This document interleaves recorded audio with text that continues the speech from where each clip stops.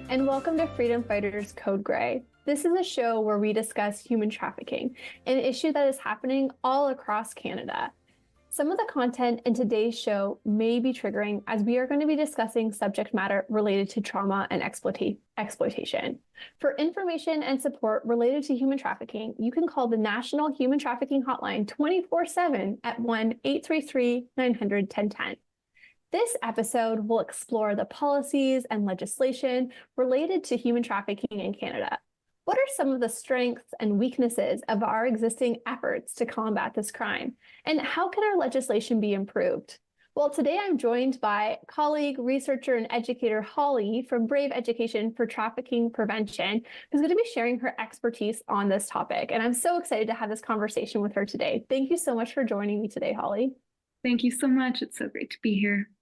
So I understand that you have just undertaken this research project and initiative to really look at policy and legislation as it relates to human trafficking in Canada. So can you tell us a little bit more about your policy and review framework? Why did you think it was important to, undergo this type of research? And then also, what was your role in this project? Absolutely.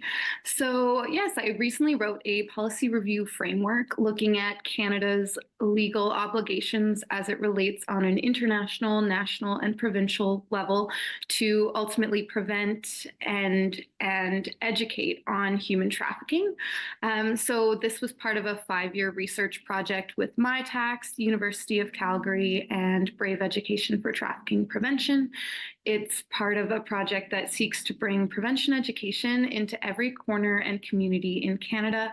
That education I will go in depth in a short time, but I just really wanted to focus on what is currently in place in Canada with regards to legislation, policy, again, looking at internationally, where are we obligated to act? Where do we have a duty of care to youth, children, young adults, et cetera? And then on a national level, what are we doing? What have we done in the past? What's working, what's not? And then even just breaking it down to look at provincial efforts across the country to see what different things, different provinces across Canada are doing, maybe what's most effective, what other provinces could potentially implement, and then just looking at any existing gaps, especially from a research perspective.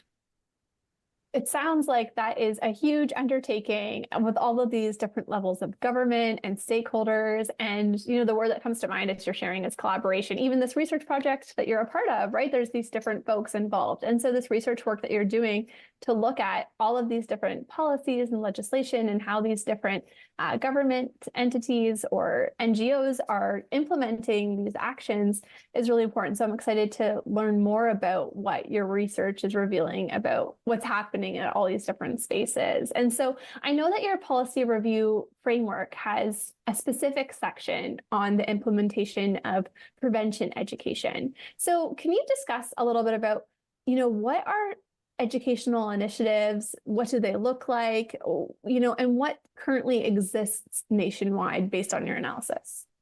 Yes. So I look at this issue of human trafficking, specific especially to children, youth, and young adults, within the context of an upstream approach. What can we do to prevent it from happening in the first place? So when you look at kind of education specific to prevention education, we're talking about going into classrooms and teaching our kids about different aspects of human trafficking, perhaps not in the context of human trafficking, in the context of healthy relationships and safe people, safe spaces, safe choices and decision making. A big thing, obviously, in today's era is, online communication, social media. So I took a deep dive into this education piece because I think it is such an important tool to wield in protecting our children and youth, protecting our communities. And like you said, collaboration is so important.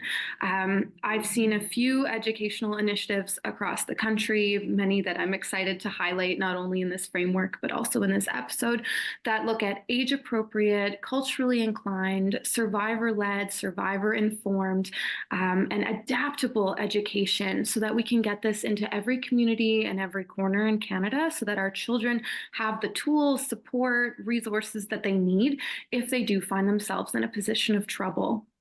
One of the actual education initiatives that I really want to highlight is from my home province of Ontario.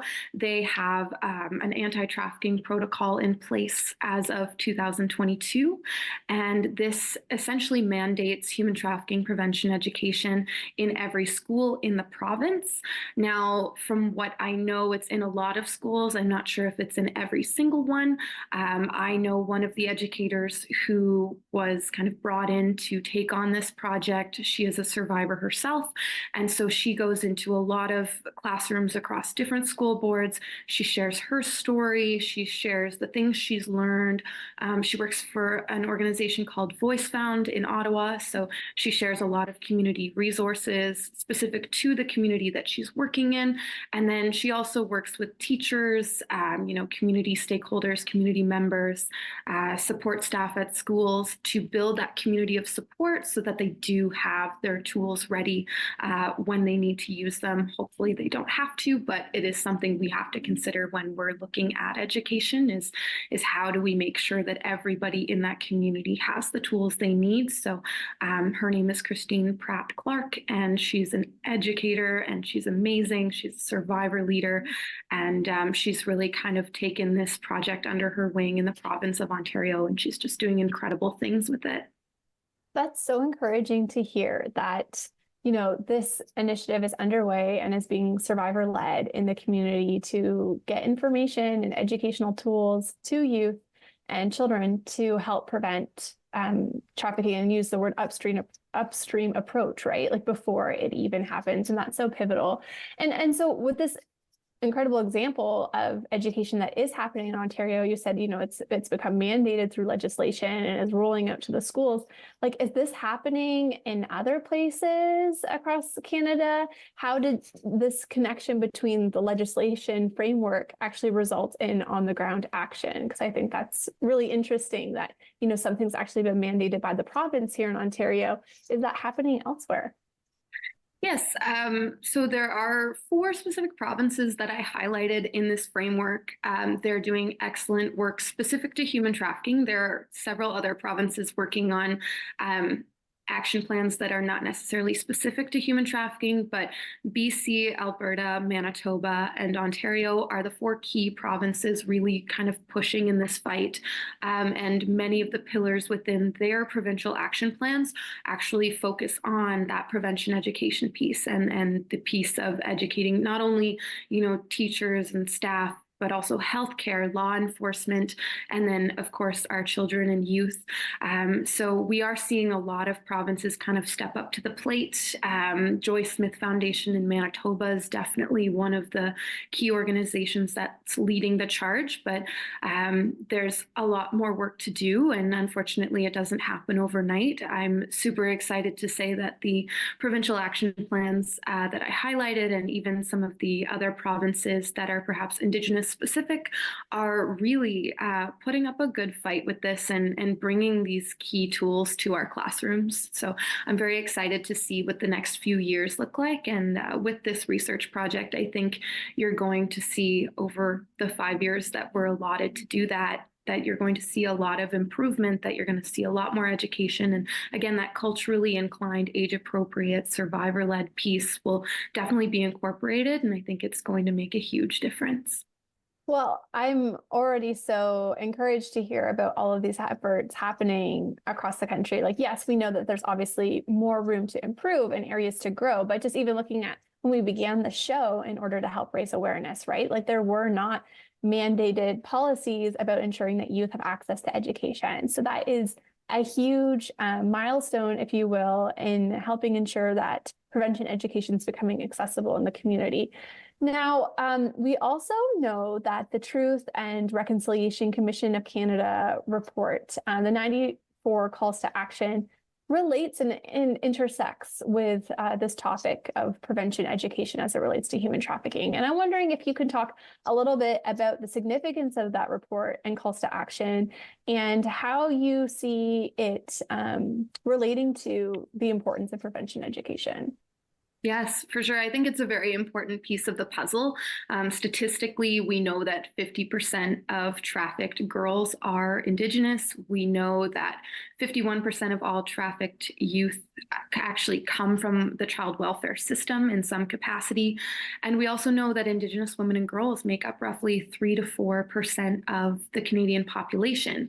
So looking at that, I was really concerned with, what is our federal government doing to protect them from trafficking? And, knowing that the child welfare system is disproportionately made up of Indigenous youth, what are we doing on a federal level? So within the Truth and Reconciliation Commission, which at this point is almost 10 years old, I want to say, there were 6 calls to action specific to education, and some of them called for culturally appropriate educational programming, funding reports to see where federal money is going to support education, and then also looking at eliminating education and employment gaps. And that specifically for human trafficking is a big deal because they don't have the same access to education on reserve as they do off. They don't have the same access to funding for education. So I also take a deep dive looking at how we can fulfill those calls to action with prevention education, with protecting Indigenous youth and especially girls. And I just think that it was really important to bring in, some sort of education legislation or policy on a nationwide level that is inclusive and diverse in approach to protect everyone. But what you were just highlighting there too in your response, kind of demonstrates the structural implications of ongoing colonial violence against Indigenous communities in the form of human trafficking. And so the importance of, yes, prevention, education, but then you mentioned funding, and you were also discussing, looking at employment and labor and all of these different things that we really need to be having a holistic approach, if you will, and addressing some of the structural barriers that communities are facing in order to to hopefully not end up in a situation of trafficking and to move forward in decisions in their life for their own well-being. Before we wrap up this segment of the show, I was just wondering if you could reflect on the importance of prevention education for all children in Canada.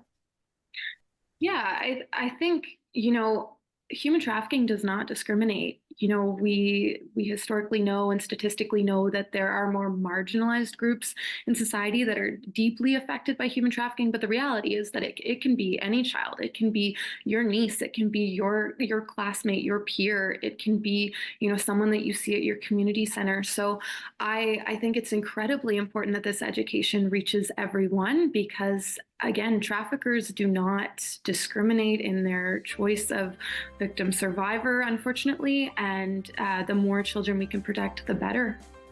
Well, thank you so much, Holly, for sharing your expertise today. We are going to continue this conversation after we take a short break.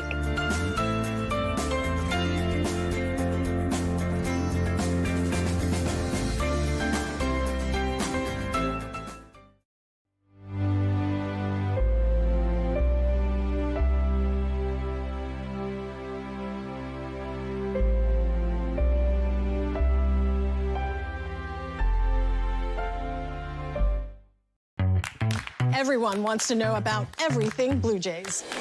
Blair and Barker know what's up. Over under an 86.5 wins.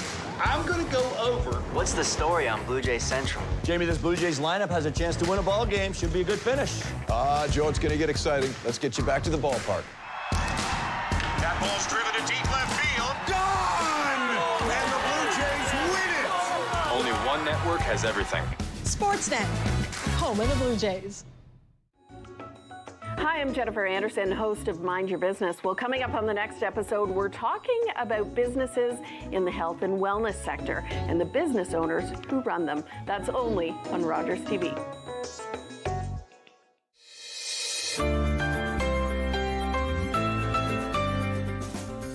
Hi, and welcome back to Freedom Fighters Code Gray, a show where we discuss human trafficking in our community. Today, I am joined by researcher and educator Holly Wood, who is sharing her insights and expertise on this topic related to a research project that she has recently undertaken regarding legislation and policies on trafficking in Canada. So, Holly, I was wondering if you could share, there are policies at different levels, right? We've got international policies, national, provincial, municipal. And so there are international policies that Canada is obliged to meet. And I'm wondering if you can talk a little bit about what are Canada's obligations internationally as it relates to child trafficking. Yeah. I mean, there's quite a few in this specific framework. I only focused on three of the big ones. So the first one I focused on was the Palermo Protocol, which is specific to trafficking. And we actually see a lot of the Palermo Protocol within the Canadian Criminal Code. So I basically just outline the obligations under the Palermo, which are specific to, actually criminalizing the act of human trafficking, punishing it accordingly. And then I talk about that in the context of the Canadian Criminal Code, the different provisions that we have, which came into effect in 2005. And I also discuss how, the laws were written in 2005. It is almost 2025. We're getting to this point where, even if we did sign something legally 20 plus years ago, at what point do we update them? So I do also talk about the Convention on the Rights of the Child, which is specific to protecting our youth, providing them with environments to prosper, to grow, to learn, and to be successful as they go on in life. So I highlight that in the context of Canada has done a lot to protect our youth. As we mentioned earlier, there's always more work to do in an ever-changing society. And then I speak about the optional protocol to the Convention on the Rights of the Child, which is specific to the sale of children, child prostitution, and child pornography. Now, this optional protocol is very specific to human trafficking in my view, or from my perspective. It criminalizes the acts within it full tilt. It says that that's harmful to the family, it's harmful to the child, and it absolutely should be criminalized, punished accordingly. And so when I look at all three of those kind of international documents that we have ratified, that we have supposedly enforced, I highlight, we are doing a lot to protect our kids, taking those international documents and putting them into, action nationally. But I also highlight that, our children and youth are seeing increased technology in their lives. They're seeing, unfortunately, people they trust trafficking them or exploiting them in some way. And I loop all of that back into the importance of teaching our children, not to keep a secret, to trust certain people, but to trust their own instincts and their gut, and I talk a lot about just the enforcement mechanisms on an international level. It's so hard to ensure that states, and specifically in this context, Canada, are actually enforcing that. And I go deeper into the enforcement issue of just because we've signed something internationally and we've implemented aspects of it nationally does not mean it's being fully enforced. You just highlighted so many interesting and thoughtful implications of how these different policies can really ensure accountability or not, whether that's from international to national, or even just how our laws hold people to account in the way that they exist within our own country, right? And what we say is punishable and what is an offense and what we say is not a crime. And so, you highlighted some of the difficulties that can be observed in that, but do you see other challenges as it relates to policy, legislation, and even statistics as it relates to child trafficking? Yes, there are many issues. I think we have the all-party parliamentary group against modern slavery and trafficking. They're doing an amazing job in Canadian Parliament. I definitely don't want to throw anyone under the bus. Our politicians are working hard. I think at the end of the day, it comes down to the fact that this is a nonpartisan issue that is affecting children in our country. And some of the biggest difficulties I've seen are, we fight over who is a child legally by definition. Are you 18? Are you 16? Looking at the age of consent. I think that's something we need to nail down. We also see a lot of statistics that are not specific to children. We see, X percentage of the population under the age of 18 are being trafficked. I wish it would be presented in a more specific way so that we knew what those key age groups are. We know the average age of recruitment into trafficking is, 13, 14 years old, but are they getting younger as time goes on? And, by word of mouth and within the community that I work in, I think children are absolutely being targeted at a younger age. And I think ultimately, the biggest thing for me has always been enforcement. We have 18 human trafficking departments across different police services in this country. That's not enough. This is a massive, massive country, so many provinces, so many communities. And so, you look at that enforcement, then you look at the issues related to funding, whether that funding is for those police departments, for the resources we give survivors, whether it's, housing, whether it's, even food supports, just anything related to health and safety, the funding is not there. So we have these great policies and we have awesome legislation coming into play, currently working its way through our House of Commons.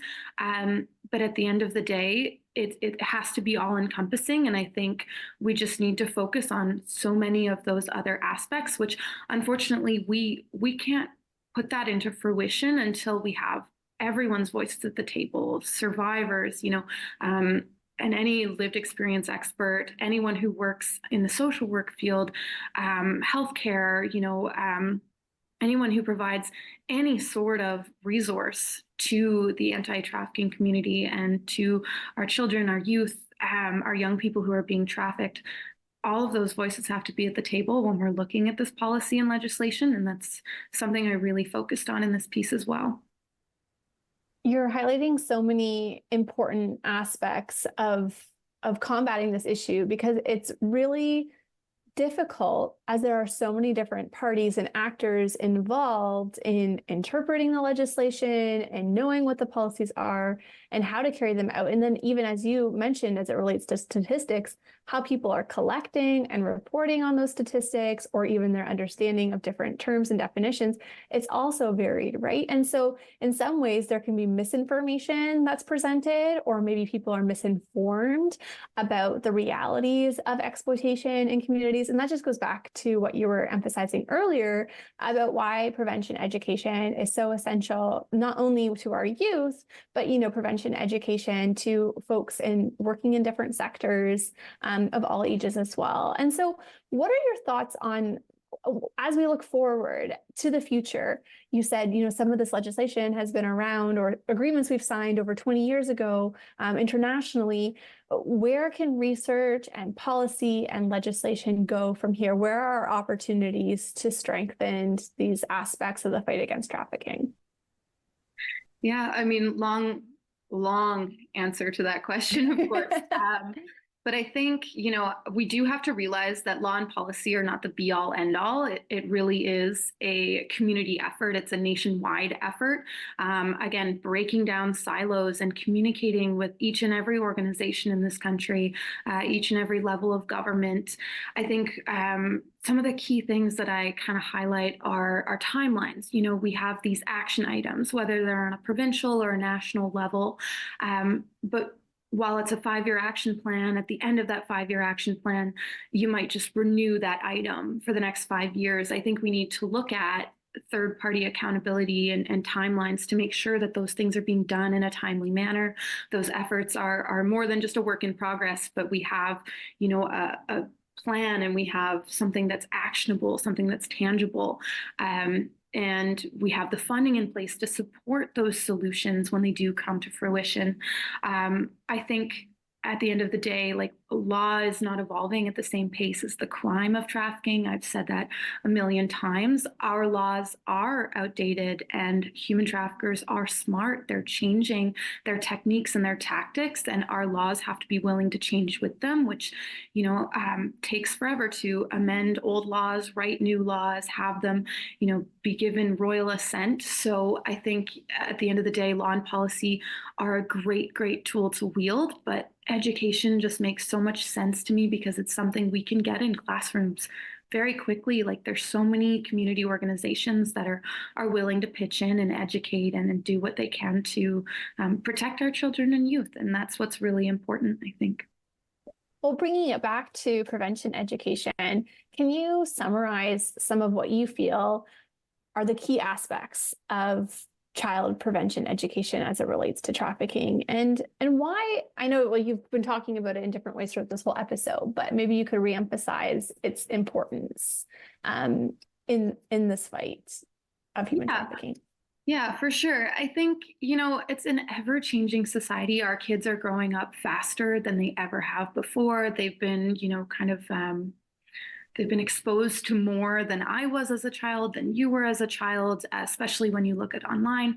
So I think for me, prevention education looks like culturally inclined and culturally appropriate, which means community consultation with different marginalized groups and several communities from all across Canada to understand what they need on their level. Specific to Indigenous, I think it's important to bring in Indigenous leaders and Indigenous survivors' voices when we're going into their communities, so that that is something that they're able to take home on a personal level and something they're able to relate with.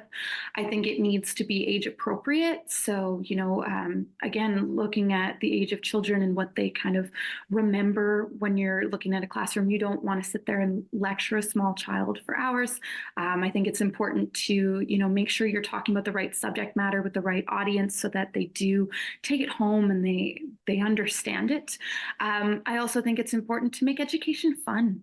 And so having an interactive element, and then just really making sure that survivors' voices are in classrooms, because their stories are invaluable, their efforts are invaluable. And I think it's one of the best things we can do is lead with lived experience experts by our side.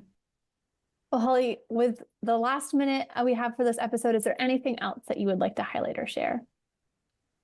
Not necessarily. I think that you're going to see a lot come up in the next 5 years with regards to research, education, like identifying gaps, filling those gaps.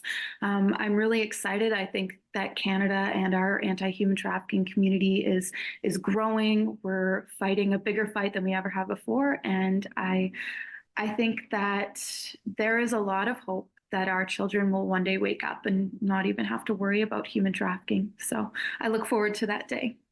Well, Holly, it has been such a pleasure to chat with you today and learn about your expertise. And so I just want to say a huge thank you to you and your team at Brave Education for Trafficking Prevention for the work that you're doing, this research to ensure that prevention education is a priority in Canada, but also really critically examining our policies and legislations as it relates to human trafficking to strengthen the fight.